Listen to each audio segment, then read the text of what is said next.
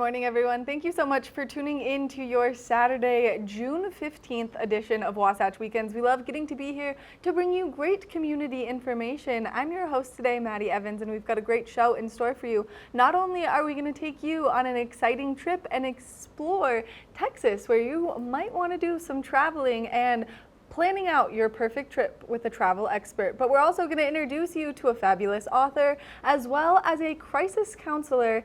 And then of course we're going to make our way over to Nuzzles and introduce you to Josh and this adorable kitty cat that you might want to bring home. But let's take a look at that local weather forecast right now.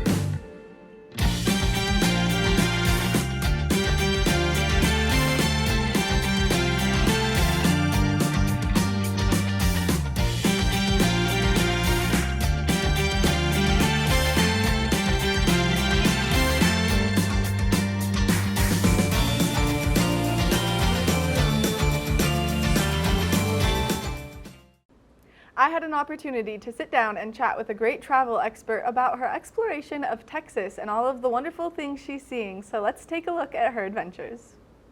Are you excited to get out there and maybe do some traveling? Well, we've got travel expert and journalist Jennifer Weatherhead joining me. Good morning, Jennifer. Hi, good morning. Thanks for having me. Thank you so much for taking the time to chat with us. Where are you right now? I am at the amazing the Woodlands Resort. It's near Houston, and I just finished up a 5-day trip around Texas, and I'm so excited to tell you all about it. But the Woodlands itself is such a dynamic destination. They have live music, shopping, dining, public art, and so much natural beauty here. So I'm really excited to tell you about all the things that I've seen. Now, why is the Woodlands area so special? Because just the little bit that we saw was so beautiful. Yes, so it's called the Woodlands because it sits on 28,000 tree-filled acres here. So you're not going to find more beautiful scenery anywhere. And it's really an exciting time to be here in the Woodlands because it's celebrating its 50th anniversary in 2024. The George Bush Intercontinental Airport is just 30 minutes away from here, so it's super easy to get to. And you're going to find amazing restaurants. The Woodlands is a very walkable destination. They even have a free trolley that you can hop on to go to attractions if it's a bit too hot. And you can't forget that they have this amazing outdoor pavilion which hosts acts like Imagine Dragons, Noah Khan. There's really so much that you can see and do in the Woodlands, but I have a couple of other places to talk about in Texas as well. Yes, as you've been on a grand adventure, all of that looks so amazing. That music venue, there's no better food than great food and getting to travel and enjoy good food. But you've been going through all of Texas, so tell us about your journey so far.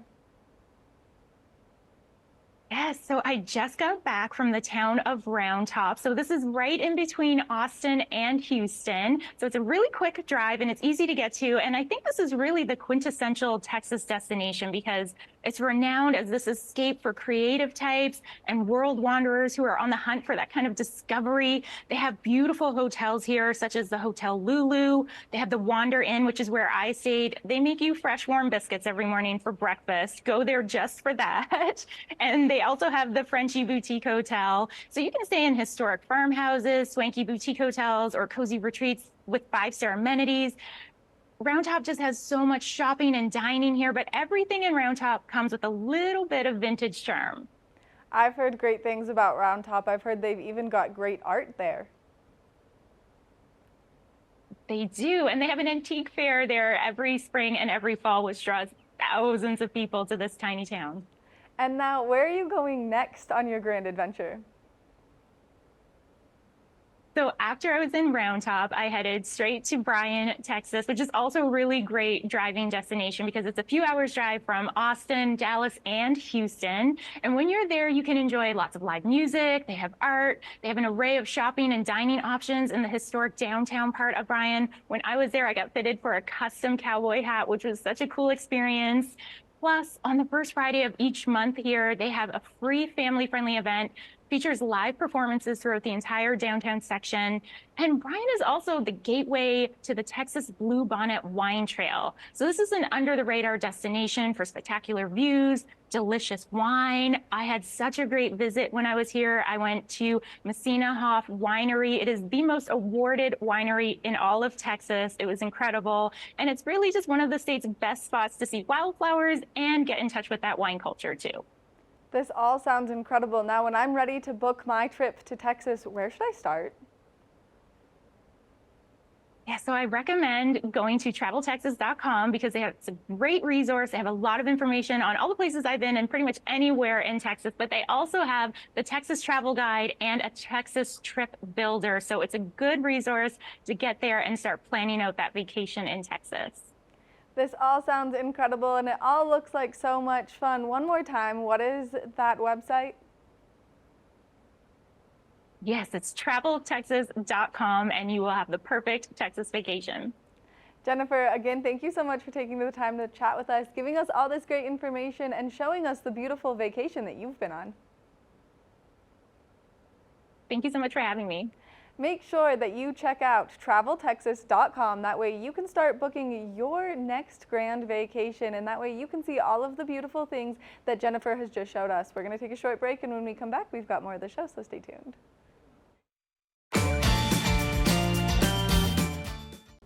We had the chance to sit down with the author of a book titled Living All In on how you can get the most out of life and you can live it to the fullest potential. And so let's hear more about this book. Welcome back. I am here with Chris Jensen. Chris, you are a life coach and you're an author. You've helped so many people live their best lives. Before we talk about your book, A Living All In, I do want to ask you, how did you get into being a life coach? Oh, well, thank you for having me. Nice to see you, Avija. Thank you. Yeah, I got my master's in counseling psychology right after college, and coaching was not on the scene then. It was therapy, right? It was, and so when coaching came on the scene and I learned what it was, I thought I am going back to school to become a board certified coach. And a lot of people ask me, what's the difference between coaching and therapy? And in a nutshell, it's therapy could be about healing past wounds, what hasn't worked in the past, and coaching is all about what works and moving forward. And so I went back to school, became a board certified coach, and opened Chris Jensen Coaching. That's amazing. And you love helping people. Where do you think you get that from? Because that's your gift. Yeah, that is a very good question. My faith plays a big part of it, I think. I mean, I was born into a faith household, and we grew up learning to be servant leaders, to serve, other people and put others before ourselves. And I also think I'm an empathetic person, and it just does come naturally to me too, to care very much about other people. And with coaching, I get to learn tools to help other people get where they want to go, right? To get unstuck and get where they want to go. Yeah. That's amazing. And your book, Living All In, I have it right here. It is full of so many awesome tips and tools. It is really helpful. I've made notes and I've circled a lot of things. There's something that I really love in here, and I want you to elaborate on it. What does this mean to you? Speak good magic. That is so important. It's the words we use, the language we use, because our brain is always listening to the words we say. So those words are going to get us where we want to go or not. We get what we focus on. And if what we're focused on is not where we want to go, we're going to get that too. Like if I'm driving down the street focusing on a telephone pole, I might hit the pole, even though I don't want to. So if that makes sense. So is speak good words, is it how we talk to ourselves or our thoughts, or can it be how we talk to other people? Yes, it's what you say out loud and what you say to yourself subconsciously and consciously. And so I have something, it is in the book, that it's a framework I created called the 4 F's, and it's very simple. It's find it, feel it, find it, fact check it, frame it. And so the speak good magic comes into play there, where if we feel a way we don't want to feel, that is our time to stop, get curious, right? Because our feelings, none of them are wrong, they are action signals.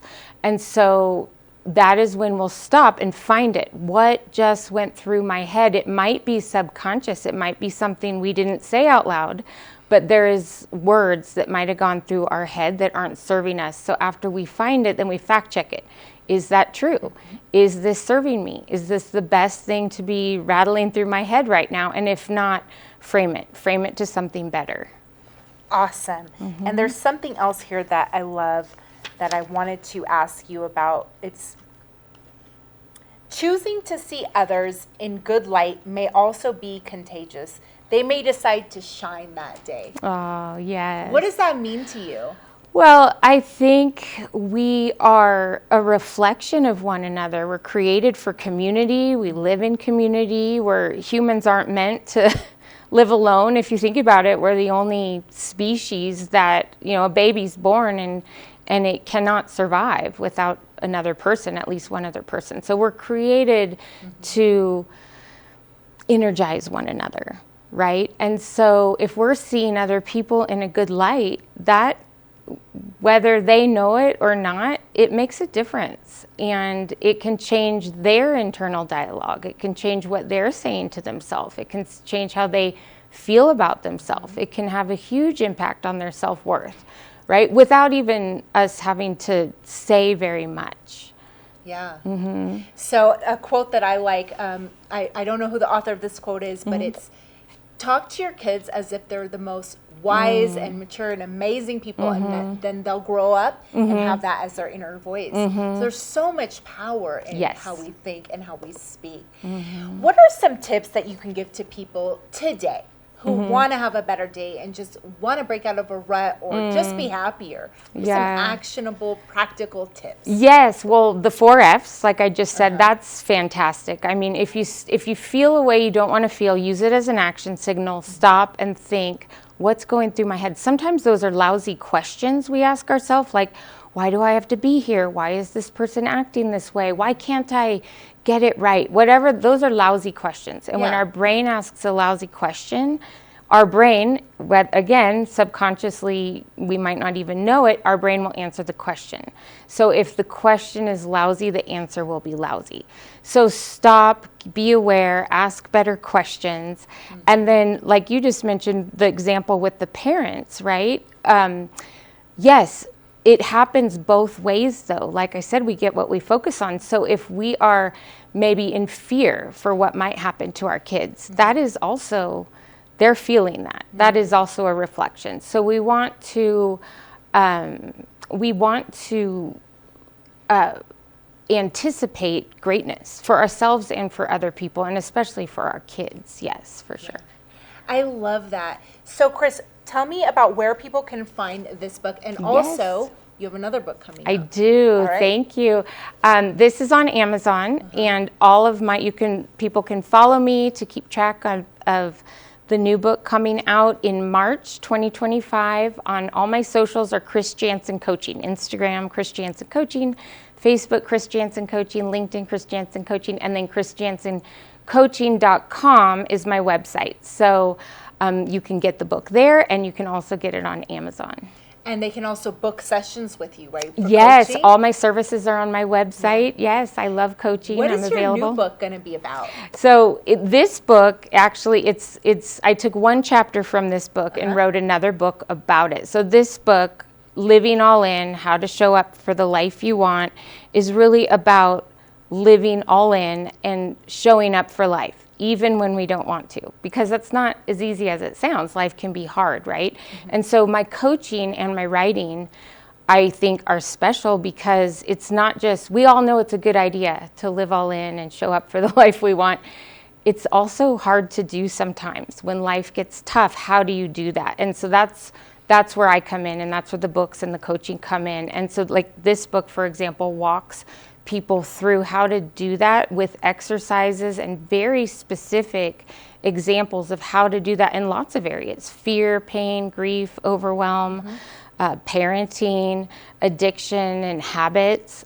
So those are all addressed in this book in chapters, and one of the chapters does address addictions and habits. So the next book is about addiction and grace and taking the shame off of it. Amazing. And how to walk through that. Does it have a title? It does. Okay. It does. You'll have to follow me to. We will definitely follow you to yes, find out to the find name out. of your next book. Thank you so much, Chris. No. It's always a pleasure talking to you. I appreciate the book is called Living All In. Go out and get it. It's been a great book, a life changer. Oh, Thank you. Thank you for having me. All right. Bye. Bye. Are you someone living with chronic stress? Well, we had an opportunity to chat with Scott Doniger, a chronic stress counselor, on how maybe you can ease your brain, take a step back, and eliminate some of that stress. Let's hear the great tips and tricks he has. Welcome back. As we continue talking about mental health, I have with me Scott Doniger. Scott, you are a chronic stress counselor. Yes. All right. Tell us a little bit about what that is. So I help people who are, for lack of a better term, kind of stuck in a state of anxiety or stress that in many cases actually winds up manifesting in some kind of illness that they can't get rid of. So people who are living day to day and they know that they're unhappy, they know that they are searching for some answers inside of themselves, and in many cases they can feel the stress or anxiety in their bodies, but they haven't been able to either find someone else to work with who's helped them navigate through a state of chronic stress, or this is the first time in their lives they've encountered a moment in time that doesn't end. So they're just not feeling well, they're not happy, and it's become a chronic state that they've been living in. I'd like to ask you about your story because Sure. you told me that you were living in a state of stress. You've been a successful businessman, you've had startups, you've had many careers in your life, and you were just living in stress, and you were experiencing what was like a mystery illness. You didn't know what it That's was. right. And then eventually you realized it was chronic fatigue syndrome. Correct. Walk us through this story. Yeah, I'm actually going to start with a piece of data. The Center for Disease, the CDC, in 2018 or beginning of 2019, did a survey of how many people were officially in the United States diagnosed as having chronic fatigue syndrome. And back in 2019, it was about 1.8 million people. So a lot of people, but in comparison to the amount of people in the United States, a small number. Well, they just did another research study and posted the results this past December, and it's now 3.3 million people. It's almost a doubling in 3 years. And that is outside of the potential effects of what we went through with COVID. The reason I bring this up is because many of us are living in a state of chronic fatigue, but it has not been diagnosed because so many doctors don't really even understand what chronic fatigue syndrome is. As it turned out in my life, I would never have described myself as living in a state of chronic stress, but that's exactly what it turned out to be. And in about 2017, I became ill, didn't know what it was. I went to any number of doctors, from acupuncturists to my general practitioner, to neurologists, to thyroid specialists, to gut and digestive system dysfunction specialists. No one could make me feel better. And as it turned out, the solution and the path back to wellness had more to do with what was happening above my neck as it did what was happening below my neck. I found a wonderful integrative specialist when I moved to Boulder in 2017, and she brought my biophysical health back to normal states. But had I not found a counselor who introduced me to parts work, it's actually the correct terminology is called internal family systems, but in regular terms we call it parts work. It was parts work, which is a therapeutic mental health approach that really got my health back, because what I realized was It was parts of me that were actually carrying so much stress for so many years of my life. And over time, if we don't heal those parts of us, they may get us sick. We would never have thought of it that way, but if we don't help these parts heal, the parts actually can produce and cause illness in the body because they're carrying so much toxic energy from us being in a state of stress or anxiety. So parts work, as I understand it, is part of internal family systems. Correct.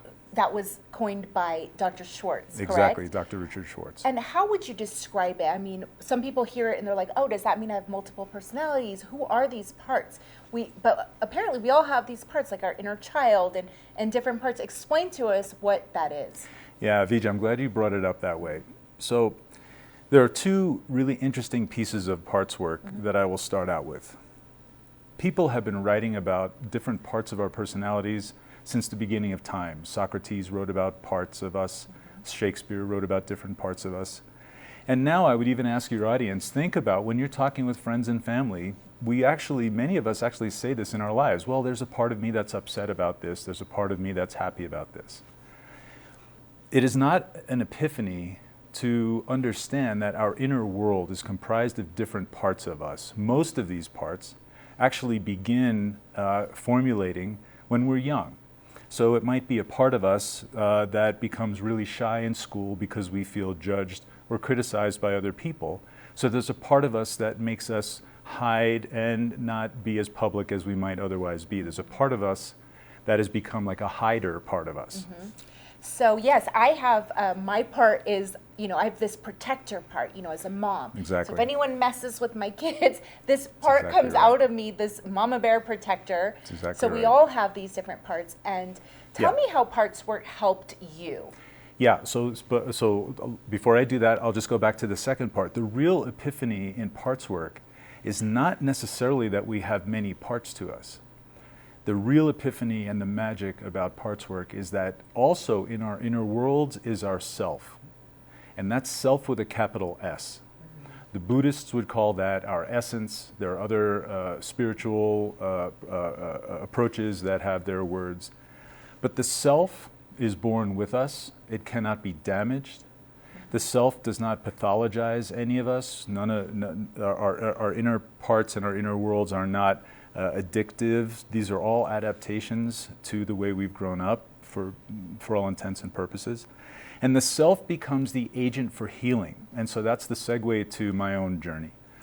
When I discovered parts work, I discovered that there was a part of me that I probably had always known was inside of me, but I didn't understand how powerful a role it had played. All of the stress and anxiety through my childhood and my adolescence and even in my early adult years, there was a part of me that I just became familiar with, and I called it the suppressor. Not unlike a lot of people that we know, I kept all of my energy inside of me. I rarely voiced anger or displeasure or anything that my inner world needed to get out. So this suppressor just kept me safe by keeping my voice quiet. Over time, that produces a tremendous amount of toxic energy in the system. As it turned out in my journey through chronic fatigue, I was actually explaining this to you, I had to go see a neurologist because I couldn't understand why I had such horrible head fog and such fatigue from the head fog. And my neurologist, one of the world's leading migraine specialists at Stanford University, who's associated with the Stanford Clinic of Chronic Fatigue, said to me that my amygdala, which should have been the size of an almond, was about the size of a golf ball. And so what he said to me was, he said, look, we can get you healthy, just like my integrative specialist in Boulder, but the work is going to be bringing you out of a state of chronic anxiety and chronic stress. And that will be the agent for healing for chronic fatigue. Parts work helped me understand how to access the energy of self, which is encapsulated in 8 words that all happen to begin with the letter C. Curiosity, calmness, clarity, confidence, connectedness, creativity. I think that's 8. I might be missing one. If we can access that energy, and all of us have accessed that energy from time to time, we kind of know it when we're in it. When you're talking with someone and it's just a beautiful, calm flow between them. And you can become that wise self that you know is always there. But so often, a part of us gets triggered by something that happens in our lives, something that someone said. Just think of that Thanksgiving dinner table when the person across from you or next to you says the thing, and it all spirals, and everybody gets hijacked by a part of them that got triggered. If we can access self-energy, that is what can bring us back to a state of calmness. And that state of calmness is not just an emotional state. It's a biophysical state where our bodies do not secrete more of the neurotransmitters that can become toxic, or the hormones that can become toxic, or the stomach acid that can become toxic. So if we can bring ourselves back into a state of calm and curiosity and self-energy, our bodies respond and we don't get as sick.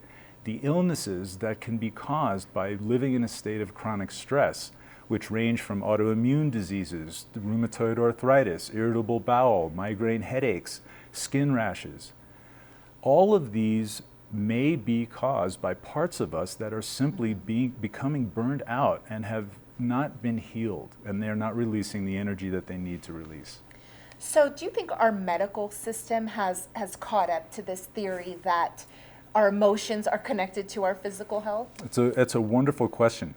In some cases, yes, there are many leading indicators. The doctor that I found in Boulder who brought my biophysical health back, her name was Nicole Silver at Boulder Peak Health, and she is a University of San Francisco trained, Western medical trained integrative specialist, but her philosophy, her approach to helping people heal includes the connection between our emotional state and our physical state. She has not been trained in emotional regulation. That's the role of people like me and other therapists who've been trained. The medical profession is lagging behind, for certain. The good news, though, is that we're having discussions like this, and that's why this is so important for all of the audience out there. It's okay now for us to begin to talk about mental illness and states of anxiety in ways that we never did. The bad news is that we've actually lost the narrative on what these terms actually mean. The New York Times ran a really interesting article this past week with a beautiful visual or video segment on it. And what they called out is this incredible phenomenon that's taking place mostly in TikTok and Instagram about what's called high-functioning anxiety. Well, high-functioning anxiety is not even a thing. It's a hashtag. But there are hundreds of millions of videos and related posts related to high-functioning anxiety, and that isn't even a thing. So we don't really even know what the word anxiousness means. There's nothing wrong with having feelings, nothing wrong with having emotions, but we're beginning to pathologize them. Parts work does not pathologize anything. Wow. It is a way to, just one final thing, it's a way to understand what's happening in our inner worlds, which so many other approaches just don't address. Wow. Well, you brought up a really good point. A lot of people are getting their information, or should I say misinformation, from TikTok about mental health. That's right. Yeah, and in many ways, it's the social media, it's the society we live in, it's the culture that is contributing to what is causing us the anxiety and the depression. Thank you so much. Where can people find you? What services do you offer? Do you do parts work with people? Yeah, parts work is at the core of my approach, and I appreciate you asking me. I have a website, www.scottdoniger.com, very, very easy to remember.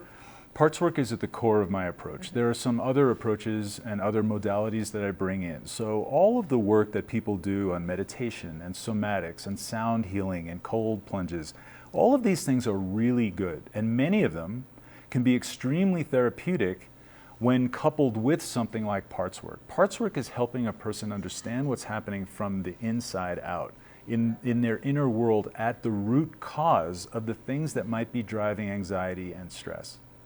All of these other approaches can be extremely helpful in the moment.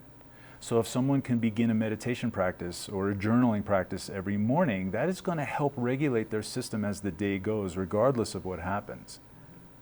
So the work I do is anchored in parts work. For people who have already been diagnosed with complex PTSD, There's an approach that I've also been trained in called components-based psychotherapy, CPB. And it's a beautiful approach for helping people who are acutely diagnosed with PTSD in a complex way. Parts work is actually part of that therapeutic modality.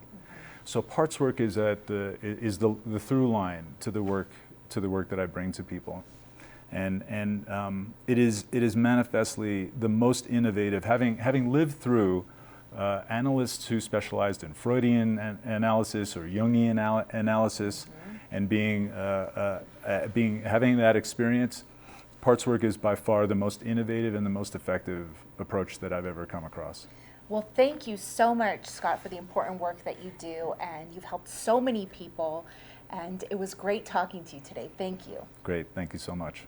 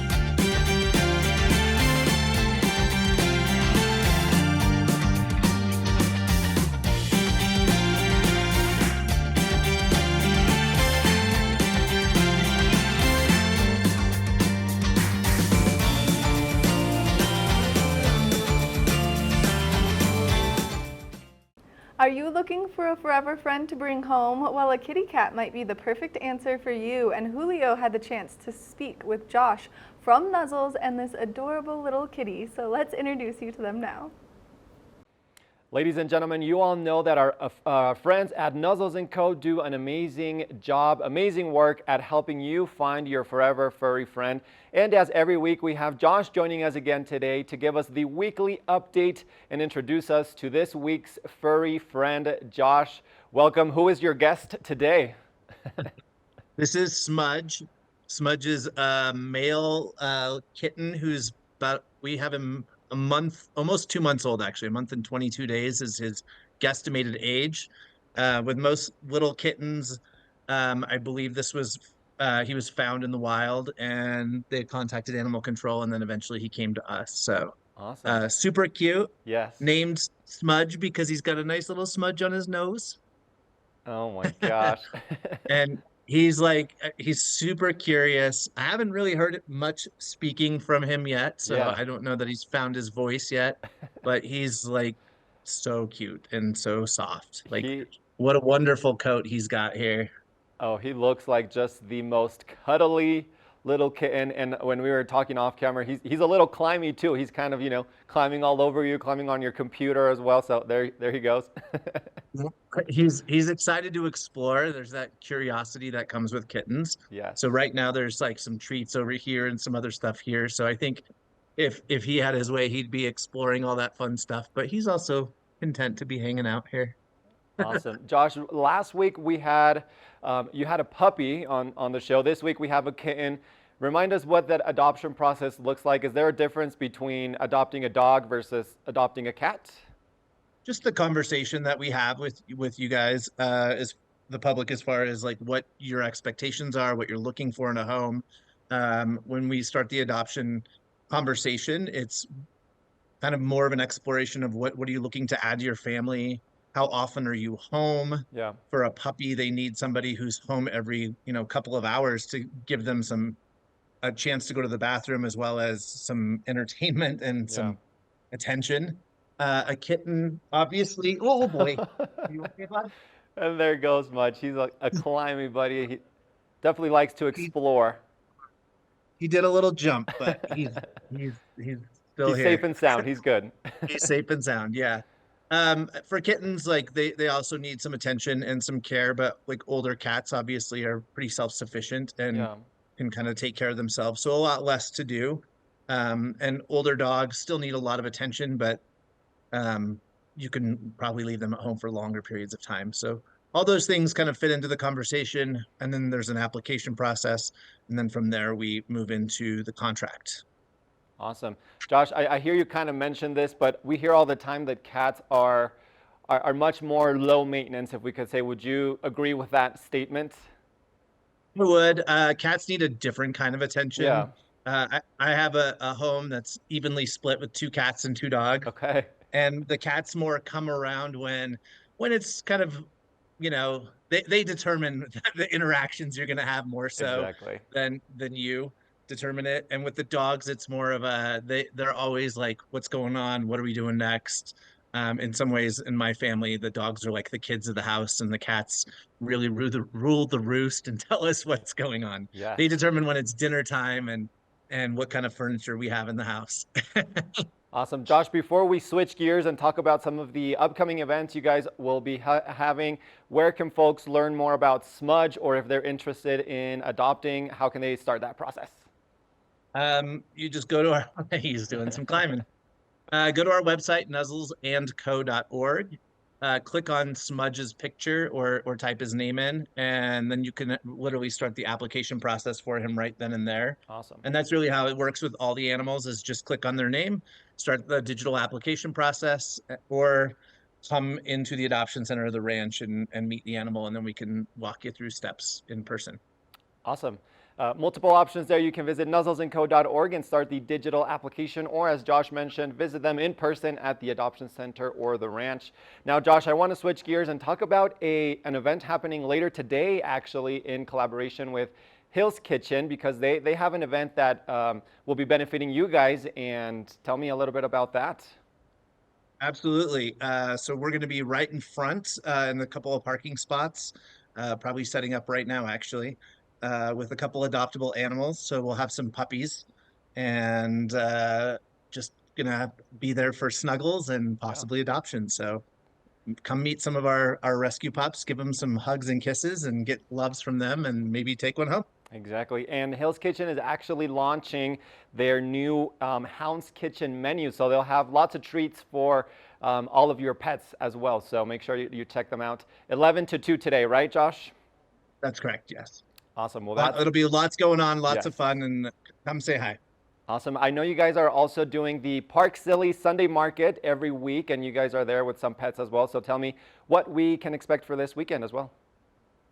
So every Park Silly, we just kind of look at which dogs we have in our care and bring a couple that we think are highly adoptable and cuddly, or at least really social, because they're going to Yes. meet a lot of people at Park Silly. Oh, I bet. Last Sunday, before we were even finished setting up, we had an adoption, cute little terrier looking dog that Wow. we had. And so that was pretty special and pretty cool. And And we really have Smudge a is climber just now. climbing around. He's gonna explore my back for a minute, so we're gonna have a funny angle here. I love hope that. viewers are laughing right now. Oh, look at that! Hi, A bud. little peek. There he is. Okay, yeah. So Sunday, the Park Silly Sunday Market seems like a great opportunity for community members to come and meet some of the more social pets in person. And I love that you mentioned that before you were even done setting up, somebody was already interested in adopting. So it sounds like a great opportunity. Yeah, it's pretty cool. And then if perhaps adoption isn't in the cards for you right now, you can always make a donation, or we have made art using the animals at the rescue ranch and some of the adoption center too, actually. We make lick paintings. So we're putting paint on a canvas, sliding it into a plastic bag, putting treats over the top, and then the animals lick the front of it and smear the paint around. So we've got paintings from pigs, goats, cats, dogs, all sorts of fun stuff. Yes, and we see Smudge over there. Oh. He is quite an explorer there, Josh. He's exploring your office, seems like, but.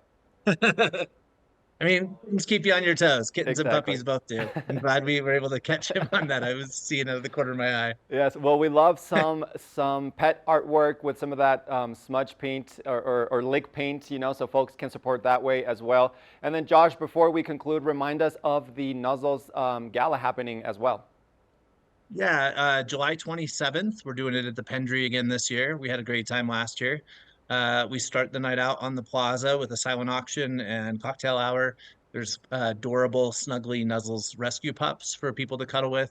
and get their pictures with, and then we go down to the ballroom for a night of activities and dinner.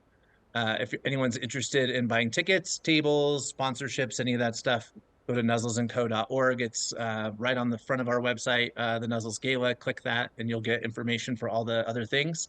Or you can email me. I'm josh@nuzzlesandco.org, and I can answer any questions you might have. There you have it, folks. Lots of opportunities to support Nuzzles & Co., to get involved and to meet some of the pets in person. And who knows, maybe you'll find that perfect match and find a forever friend. Josh, thank you so much for joining us this week, giving us all the updates, and we'll see you out and around in Park City. All right, sounds good. Bye, Smudge. We'll let you guys keep hanging out. We'll let Smudge keep exploring and getting to know your office there, but we'll see you next week. Okay, sounds good. We're going to Thanks so take a short much. break, everyone, but we'll be back with more of the show, so stay tuned. You won't want to miss out.